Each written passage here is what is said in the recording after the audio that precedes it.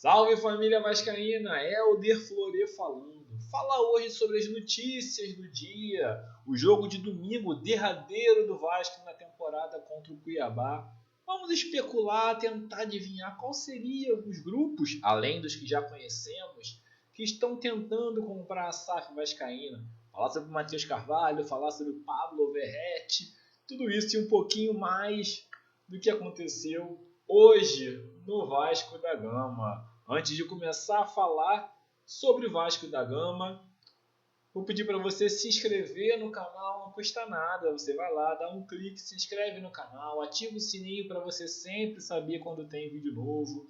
Deixa um like no vídeo, pequenas atitudes ajudam a gente, não custa nada para você, ajuda a gente, ajuda o canal a crescer, ajuda o YouTube a indicar o vídeo para mais e mais vascaínos. Você sabe, aqui brigamos pelo Vasco da Gama. Hoje estou usando uma camisa bem, já está surradinha, essa camisa eu usei muito, uma camisa antiga, essa camisa tem quase 30 anos. Essa camisa de 1995, Clóvis, o bate-bola. Foi um dos jogadores desse time de 1995 e depois chegou nesse mesmo ano, chegou Juninho Pernambucano, chegou Leonardo, né, que vieram do Sport Recife, enfim, a história começou do Brasileiro de 97, do Campeonato Brasileiro de 97, de uma certa forma começou a ser construída por aí. Vasco e Cuiabá se enfrentam domingo na última rodada do Campeonato Brasileiro, jogo derradeiro do ano, um jogo que não é dos mais importantes. Lembra-se, há um ano atrás a gente estava com o coração na boca, desesperado, tentando entender o que iria acontecer. Iríamos para a batalha derradeira contra o Bragantino, de olho nos outros jogos, de olho no jogo do Santos contra o Fortaleza, no jogo do Bahia contra o Atlético Mineiro. Fizemos um gol, tomamos um empate, estávamos sendo rebaixados, um gol do Serginho e ninguém sabe, a partir daí ninguém sabe nada, porque todo mundo ficou maluco e só acordou no dia seguinte, né? Esse ano, mais tranquilo, vai dar para ver o jogo sem estar com um batimento beirando aos 200 por minuto, vai dar para secar os adversários, vai dar para ficar zapeando, mudando os jogos do canal. O jogo mais importante da rodada pode ser Bragantino e Criciúma, veja lá. Se o Bragantino vence esse jogo, automaticamente garante que ou Fluminense, ou Atlético Paranaense, ou Atlético Mineiro sejam rebaixados para um dos três, seja rebaixado para a segunda divisão. E olha a loucura que é o Campeonato Brasileiro. O campeão da Libertadores do ano passado, o finalista da Libertadores de 2 anos atrás, o finalista da Libertadores desse ano, um dos três tem grandes chances de ser rebaixado, disputar a segunda divisão no ano que vem. Mostra que o futebol brasileiro não permite aventura, não permite projeto ruim. Quem não trabalha certo corre risco. Tá? Então é mais um aviso aí para o Vasco, parar de fazer planejamento porco. Esse ano escapamos, poderíamos não ter escapado. O ano que vem temos que trabalhar direito, não podemos viver no risco. E para o jogo de domingo, um jogo que aparentemente não tem muita importância, mas pode valer alguma coisa assim. Se o Vasco vence o Cuiabá, ele pode brigar inclusive pela 9ª colocação do campeonato, que oferece algumas vantagens. Mais alguns milhões na conta, já uma vez que a CBF premia de acordo com a colocação no Campeonato Brasileiro. O Vasco hoje é o 10º. Se ele ganhar o Cuiabá, ele pode chegar em 9º colocado. Para o Cuiabá não muda nada, porque já está rebaixado e não tem premiação para nenhum dos 4 últimos. Então não muda nada para o Cuiabá esse jogo, mas obviamente que quem jogar vai querer tentar revelar seu filme para poder cavar alguma transferência no final do ano. Então não vão dar mole para a gente, porém dando ou não mole, é a obrigação do Vasco vencer esse jogo e terminar o ano aí com um jogo chave de ouro. Não dá para chamar de chave de ouro, mas terminar bem esse ano. Escalação do time não deve fugir muito da escalação que foi contra no jogo contra o Atlético Mineiro, mas sem os laterais, né? Os dois estão suspensos, Paulo Henrique e Lucas Piton. Então, acredito que a escalação deve ser Léo Jardim, Puma Rodrigues, João Vitor, Léo e Leandrinho, uma vez que o Vitor Luiz nem tem sido relacionado. Meio campo deve manter o mesmo com o Moura, Matheus Carvalho, Felipe Coutinho e Jair, né? Jair que entrou e equilibrou aquele meio campo ali como primeiro volante. No ataque, Alex Teixeira e Pablo Verrete, deve ser esse o time que vai enfrentar o Cuiabá. A gente vai assistir esse jogo, o Vasco está como favorito, mas jogo é jogado. Vamos tentar vencer e vamos tentar também secar os adversários, que aí vai ser gostoso demais. Imagina se aquilo que você está pensando acontece. Ô, delícia! Pelo menos um motivo para sorrir a gente vai ter no final desse ano. E a SAF vascaína continua sendo assunto. Ontem saiu uma notícia, a gente já sabe que tem 2 interessados públicos, né? O grego Evangelos Marinakis, proprietário do Nottingham Forest da Inglaterra, proprietário do Rio Ave de Portugal, proprietário do Olympiacos na Grécia, e o italiano Andrea Radrizzani, que é líder de um fundo de investimentos que tem a propriedade do Sampdoria da Itália, clube da segunda divisão italiana. Ontem surgiu uma notícia de que a direção do Vasco estaria priorizando fechar com o Andrea Radrizzani, o que deixou a torcida enlouquecida, né? Que seria, a princípio, uma coisa totalmente incoerente, porque parece óbvio que entre essas duas situações o grego Evangelos Marinakis teria muito mais condições de devolver o Vasco ao seu papel de gigante do futebol brasileiro. Notícia que foi rapidamente desmentida pela diretoria, não há preferência, não há propostas, não há nada. Eu entendo que nesse momento de negociação também não é interessante para a diretoria estabelecer preferências por ninguém. Mesmo que haja preferência interna, não é interessante levar essa preferência para a mesa. Muito pelo contrário, é importante deixar as propostas brigando entre si, estabelecer algum tipo de leilão aí, mínimo que seja, para poder elevar o valor do passe do Vasco no mercado e fechar pela melhor proposta possível. Nós, torcedores, podemos ser emocionados, nós podemos preferir o grego, a direção pode ter suas preferências, mas tem a obrigação de ser fria e calculista nas negociações. Mas, além dessas duas propostas, já foi revelado que tem mais 2 investidores na briga.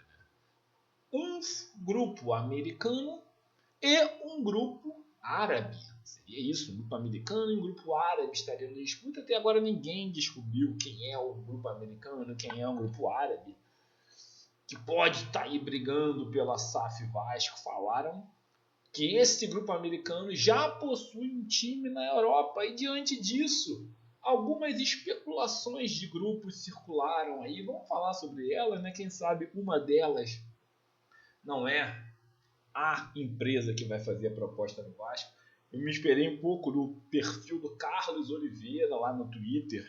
Carlos Oliveira, que foi o primeiro a dar a notícia sobre o Evangelos Marinakis está interessado no Vasco, e ele colocou aí não a título de informação, mas a título mesmo de especulação, de debate, alguns possíveis grupos americanos que poderiam estar envolvidos nessa compra do Vasco. Um deles é o grupo Redbird.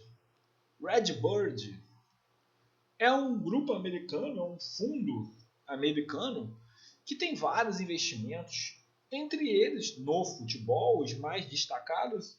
Eles são donos do Toulouse, na França, né, e do Milan, recém adquiriram o Milan na Itália. Esse é um grupo, é um fundo muito rico, eles administram uma quantidade muito grande de dinheiro, diferente da 777, que era uma coisa meio estranha. Aqui parece que há dinheiro de verdade sendo administrado, inclusive eles têm participação na Fórmula 1, tem muitos investimentos pelos esportes mundo afora.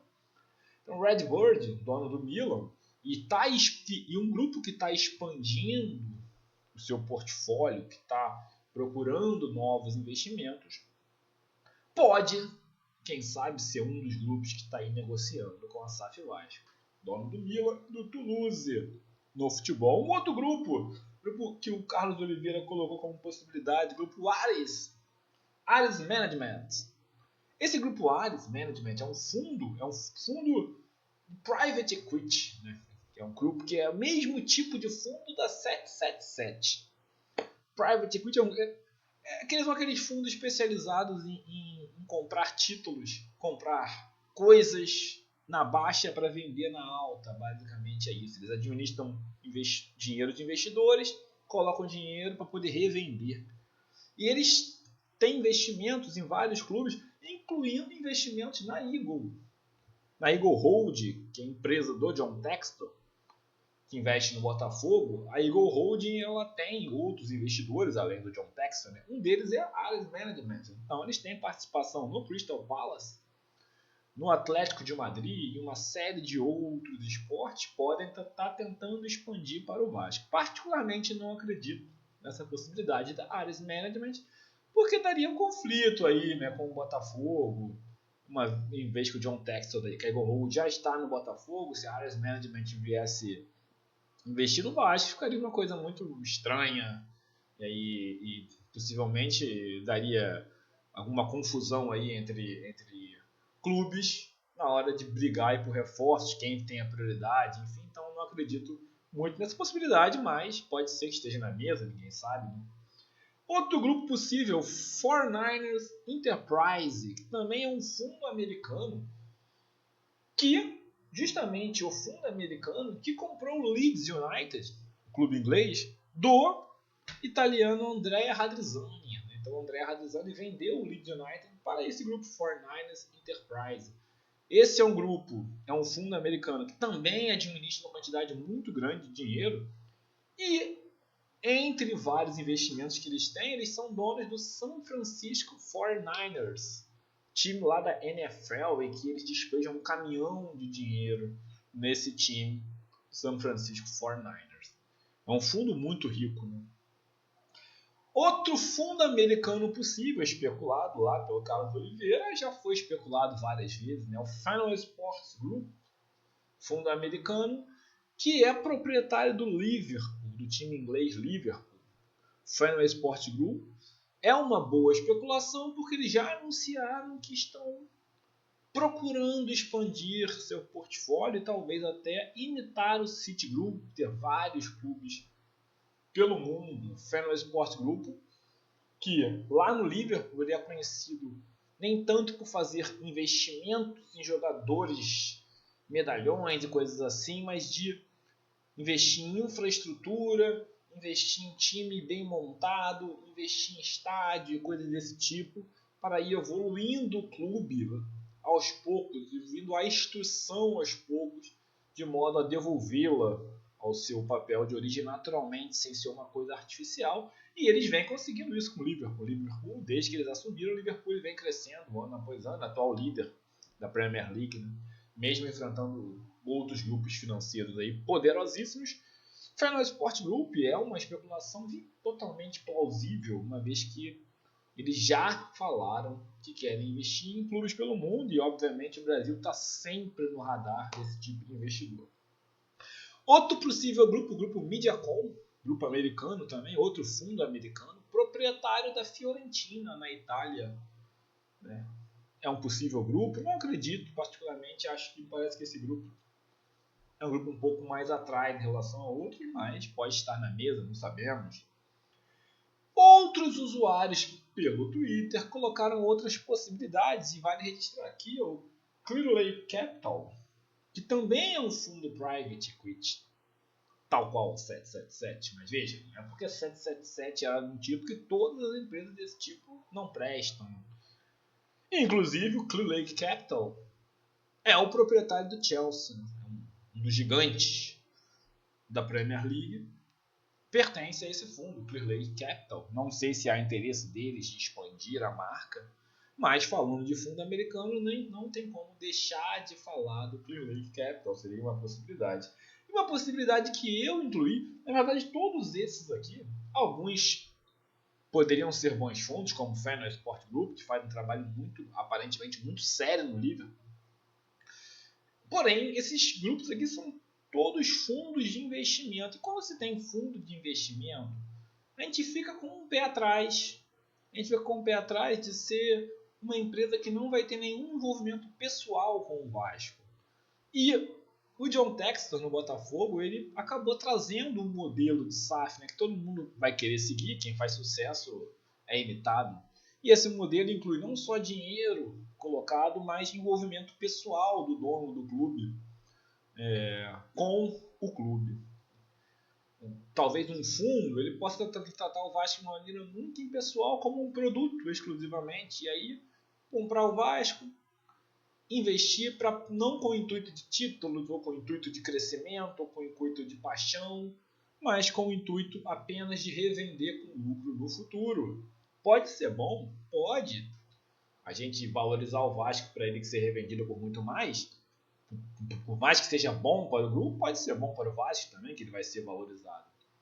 Mas não é um modelo que parece o melhor, pelo que a gente acompanhou aí no Botafogo e que o próprio torcedor quer. Ele quer alguém que venha para o Vasco com o intuito de ser perene, né?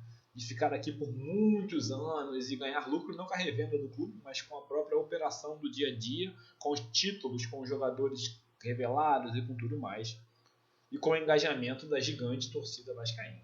Nesse ponto, se a gente for procurar algo desse modelo, os melhores nomes, sem dúvida, seriam o Evangelos Marinakis, que é um cara que tem dinheiro próprio, não dinheiro de fundo, de investidores, mas dinheiro dele que ele coloca. Então ele não precisa pedir autorização para fundo para colocar dinheiro, ele pode a qualquer momento chegar lá e botar mais grana, mais cash. Né? E um outro grupo seria o grupo V-Sports, que é um grupo americano também, proprietário do Aston Villa. Esse grupo já foi especulado no Vasco. E esse grupo, ele já foi noticiado que tem interesse em investir no Brasil. Então esse grupo V-Sports não é um grupo que estava lá no Twitter, mas eu coloquei por conta própria, porque eu acho que deve ser sim especulado. Esse grupo é um grupo semi-americano, vamos dizer assim, né? Porque ele tem dois proprietários, aí eles têm caras com grana mesmo pesada na frente do grupo. Eles são proprietários do Aston Villa, do Vissel Kobe no Japão, entre vários times, são proprietários do Milwaukee Bucks, time da NBA. Então o investimento lá é muito forte, é gente com grana muito alta. O Wes Edens, que é um dos proprietários, norte-americano Wes Edens, e o outro proprietário é um egípcio, um africano. Então é um grupo semi-americano, né? O outro proprietário é um africano, é um egípcio, Nassef Saviris. E esse egípcio é um cara muito rico. E ele, inclusive, é o segundo homem africano mais rico. Segundo homem mais rico da África, né? Talvez. Eu nem sei quem é o primeiro, mas eu imagino que possa ser o Elon Musk. Não sei se o Elon Musk está considerado nisso daí, ou já considerado já como americano. Mas o Nassef Saviris é muito rico. Esse grupo é um grupo que tem grana mesmo para colocar, não precisa de fundo. E eles têm investimento altíssimo. Eles conseguiram melhorar muito o Aston Villa. O Milwaukee Bucks é um time da NBA que, faturamento altíssimo, investimento altíssimo. Seria também outro grupo interessante para se colocar nessa mesa. Tá? Então, quem sabe não é esse grupo que está na mesa, talvez outros. Né? O fato de estar na mesa não quer dizer que vai vir. Talvez um desses esteja na mesa. Mas o importante é que estejam na mesa grupos fortes, que valorizam o Vasco. Mesmo que se feche com um, a gente vai ter que abrir mão de outros. Não dá para fechar com todos ao mesmo tempo. Mas quanto mais gente grande interessada no Vasco, melhor é para o Vasco. Valoriza o passe do clube e faz com que as propostas sejam elevadas. E também teria um grupo árabe nessa disputa. Qual seria esse grupo árabe? No grupo árabe, a gente tem que tomar muito cuidado aqui. Quando se fala de grupo árabe, já se imagina o Newcastle. Já se imagina o Estado árabe da Arábia Saudita colocando uma quantidade de dinheiro absurda. Aqui infinita. Um país investindo dinheiro. Um país com muito dinheiro. Porém, nem todos os fundos árabes são ligados ao Fundo Soberano Saudita. Muitas vezes a gente fala de fundo árabe porque é um fundo cujos proprietários são árabes. Mas eles não têm acesso àquele dinheiro todo. Então é preciso ter muito cuidado aqui. Tá? E o perfil central do Arabão, excelente perfil do Twitter, ele colocou algumas possibilidades de grupo. E ele citou um grupo chamado United World Group, que é um grupo liderado pelo príncipe saudita Abdullah bin Musaad. Esse grupo ele tem para os clubes investimentos de futebol, mas clubes pequenos, tá? O Sheffield United na Inglaterra, um clube na Bélgica, Bierschot, parece que é isso, que eu nem conheço esse clube, e outros clubes menores. Talvez seja esse clube que esteja na mesa do Vasco, é possível. Se for, não dá para esperar nada de altos investimentos, porque o cara usa o dinheiro próprio dele, não usa o dinheiro do Fundo Soberano Saudita. Um outro grupo possível é um grupo liderado pelo árabe Turk Al-Sheikh, que é um cara importante na Arábia. Ele é presidente da Autoridade Geral do Entretenimento, é um cara que lidera projetos esportivos da Arábia. É um cara muito rico, muito importante, porém não tem acesso ao Fundo Soberano Saudita. Ele usa o dinheiro dele para investir nos clubes e ele é proprietário do Almeria, na Espanha. Também não é um grupo que tem históricos aí de altos investimentos. E, lógico, tem o Fundo Soberano Saudita, proprietário do Newcastle e dos 4 grandes da Arábia Saudita, o Nasser, Al-Ahly, Al-Hilal e Al-Ittihad, né, que estão aí revolucionando o futebol, contratando craques em cima de craques com salários ultramilionários. Esse grupo é dinheiro infinito. Mas quando se fala de fundo árabe, não necessariamente é esse fundo aqui que está na mesa. Precisamos tomar todo o cuidado do mundo. E aí, pessoal? Alguma preferência, além, é lógico, do Evangelos Marinakis, que todo mundo está aí com a expectativa de que seja ele investidor do Vasco, qual desses grupos será que você acharia que seria uma boa se viesse para o Vasco, caso não se feche com o Evangelos Marinakis? Eu já coloco aqui particularmente uma preferência pelo V-Sport, né? Grupo do proprietário do Aston Villa, ou o Fenway Sport Group, apesar de ser um fundo, é um fundo que está tendo uma boa passagem lá pelo Liverpool, mas acho que principalmente o V-Sport, proprietário do Aston Villa, seria um outro que me interessaria aqui nessa fileira. E você, o que acha? Deixe seu comentário aqui. É importante, falando sobre SAF, há outra solução para o Vasco que não virar SAF? Há outra solução? Hoje o Vasco teve a sede do calabouço penhorada. Por quê? Porque o Vasco deve 28 milhões de reais apenas de fundo de garantia. Isso é um dinheiro que é descontado do trabalhador. E o Vasco não deposita. Ou não depositou por muitos anos. Então o Vasco deve 28 milhões só de fundo de garantia. E a sede do calabouço está aí correndo risco por conta disso. Como esse clube tem solução em um universo de futebol tão caro como temos hoje? Uma dívida de 1,2 bi. 1,2 bi. Você tem que pagar essa dívida, montar um time para competir com o Botafogo, com o Flamengo, com o Palmeiras, com o São Paulo, com o Corinthians. Como fazer isso? Eu sei que tem muitos românticos que acham que o Vasco vai fazer uma campanha como foi a de construção de São Januário e vai voltar e vai com a sua própria torcida, vai resgatar o clube. Mas eu não vejo possibilidade disso acontecer. Alguns anos atrás era possível. Houve uma janela em que era possível. Só que o futebol brasileiro mudou muito. Ele está muito caro, porque entraram muitos investidores. E ele está muito competitivo, porque até os clubes pequenos, tal qual Fortaleza, Bahia, Bragantino, eles têm capacidade de investimento.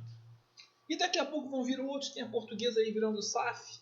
Como que vai se competir nesse ambiente? E vai se recuperar e sanear o clube todinho nesse ambiente sem um investidor por trás? Vamos aguentar mais 10, 15, 20 anos fazendo figuração, sendo rebaixado de tempos em tempos? Vamos aguentar? O Vasco é gigantesco. Eu consigo falar vários clubes grandes que não sobreviveriam ao que nós sobrevivemos. Consigo falar. Não vou falar por respeito, mas consigo falar. que não estariam de pé se passassem por tudo que o torcedor vascaíno passou. E o vascaíno sobrevive, continua lotando estádios, lotando aeroportos, vendendo, batendo recorde de vendas, de engajamento e recebendo o clube com festa. Mas há um limite. Há um limite. Vai chegar um ponto em que nem esse clube, essa fortaleza gigante, vai conseguir resistir.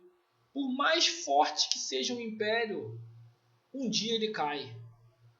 Se ele não continuar tomando as medidas que precisam tomar. Então não há outra alternativa. Precisamos de um investidor. Precisamos de um investidor. E não se enganem, eu acho que a SAF é o futuro, vai todo mundo virar SAF com o tempo. Vai todo, salvo um ou outro que aproveitou os anos lá de trás para se recuperar, para se sanear e que teve muita vantagem, né, de mídia e de cota de TV, tudo mais, e que hoje pode de repente não virar SAF, mas por um tempo pelo menos, porque tem dinheiro pra caramba próprio. Não é a nossa realidade. Não fizemos o dever de casa quando precisava, quando poderíamos. O Vasco teve a grande oportunidade lá no ano 2000, 99, 98, quando ele teve a parceria com o Bank of America, primeiro com o Nations Bank, depois foi comprado e virou com o Bank of America. O Vasco foi o clube mais rico do país, com a parceria com um grupo internacional, com o maior banco do mundo, muito dinheiro, poderia ter feito um CT de ponta antes de todo mundo, reformado o estádio antes de todo mundo, ter começado na frente, ter expandido a sua marca globalmente, mas não foi aproveitada essa oportunidade. E depois daquilo fomos nos endividando. Por quê? Por uma política mesquinha, por uma visão de futebol estreita, uma visão de futebol que muitas vezes falava que marketing era coisa de... E eu não vou completar porque eu tenho vergonha. Por uma visão de futebol que foi perpassando gestões, e aí foram trocando de gestões, e o amadorismo continuava, aquela eterna visão de que não, o Vasco é muito grande e tudo mais. Muito grande, mas foi muito grande e virou muito grande porque era um clube de vanguarda, porque pensava na frente, porque era capaz de tomar atitudes que ninguém tomava. E de repente acharam que para o Vasco ser gigante ele tinha que continuar preso ao passado. Ou seja, fizeram totalmente diferente do que as pessoas do passado fizeram na sua época. E prenderam tanto o Vasco no passado que hoje o Vasco é incapaz de ir para o futuro.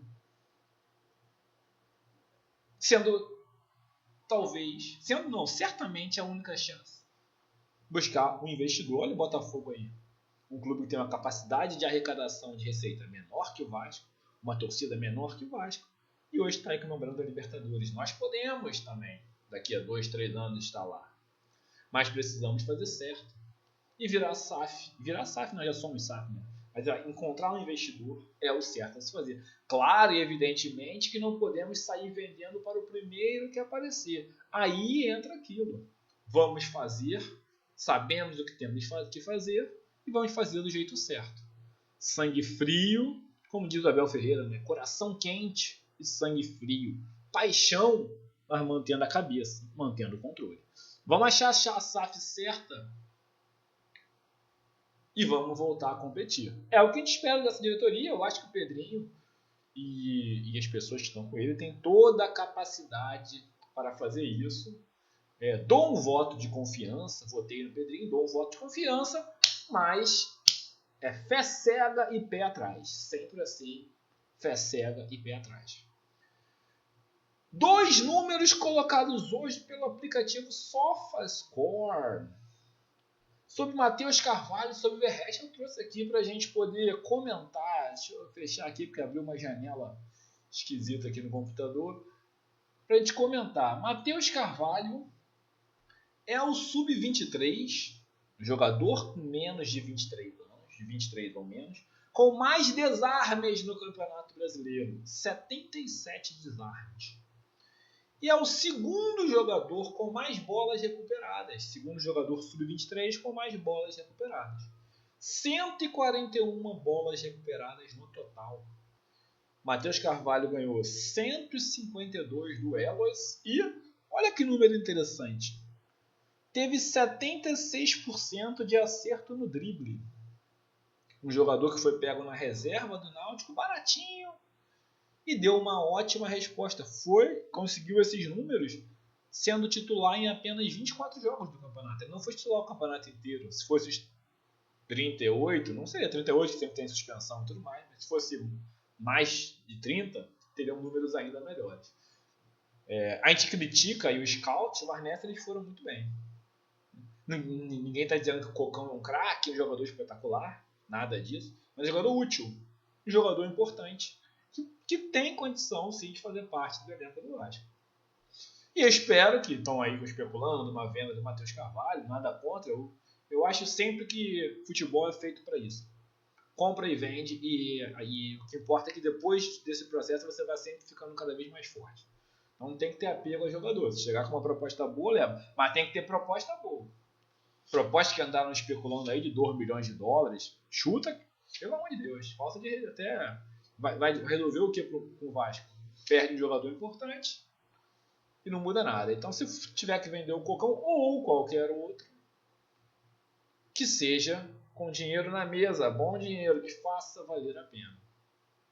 Pablo Verrete também teve os números divulgados pelo SofaScore. Primeiro jogador desde que ele estreou, e aí não estamos falando de atacante, de nada, estamos falando de todos os jogadores. Entre todos os jogadores do campeonato, desde que o Verrete estreou, ele é o primeiro em gols de cabeça, primeiro em finalizações. Verrete finalizou 181 vezes. Dessas 181 vezes, 66 foram no gol. Ele também é o primeiro jogador que mais finalizou no gol. Vamos considerar que o Vasco é um clube de poucos gols. Desde o ano passado e nesse ano, o ataque do Vasco produz pouquíssimo. Ainda assim, Pablo Verrete é o primeiro jogador que mais finalizou no gol entre todos do campeonato. Primeiro jogador em duelos ganhos, daquela briga que ele fica tendo lá com o zagueiro. Ele foi o cara que mais ganhou esses duelos. Olha que número impressionante. Ele ganhou 401 duelos. E considerando duelos aéreos apenas, ele também foi o primeiro. Ele ganhou 261 duelos aéreos. Isso aqui é impressionante esse número. 401 duelos aéreos ganhos, 261 de cabeça. Isso é absurdo. E é o segundo jogador que mais fez gol. Eu não sei quem é o primeiro, acredito que deva ser ou Pedro ou Yuri Alberto, né? Um dos dois. Mas são jogadores que jogam em ataque que fazem muito mais gol que o Vasco. É importante colocar isso. O ataque do Vasco faz poucos gols. Então o Verrete tem números espetaculares. É bom destacar esse número, porque uma parte da torcida entrou numa de que dizer que o Verrete atrapalha e tem que sair do Vasco. É uma coisa, para mim, totalmente esquizofrênica. O Verrete tem que ficar no Vasco. Ele é um jogador fundamental, embora não viva a sua melhor fase. É um jogador que foi também prejudicado pelas saídas de Adson e David, não só... Foi um dos prejudicados, porque acabou que o ataque do Vasco concentrou muito nele. E aí ficou mais difícil de desvencilhar da marcação. Mas é um jogador que tem belos números, logicamente, que como qualquer outro do time, se tiver mal tem que ser barrado, tem que ser substituído, isso aí é normal. Mas nada de pedir Verrete fora do Vasco. Verrete continua no Vasco em 2025. Pelo menos em 2025. O Verrete tem ainda uma lenha para queimar. É isso, pessoal. Gostaram do vídeo? Concordam com o que eu falei? Discordam? Deixa um comentário aqui embaixo. Se inscreve no canal, deixa o like. Até o próximo vídeo. Saudações vascaínas.